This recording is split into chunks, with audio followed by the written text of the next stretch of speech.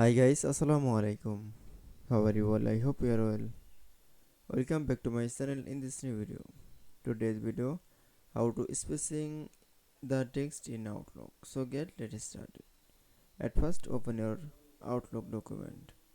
Firstly, spacing text in Outlook is the first line.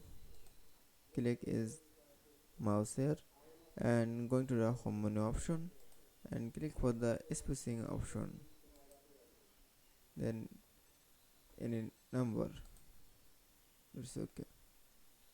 So again that is any line, and the first line is click for mouse is going to the home menu option and click for the line spacing, then click for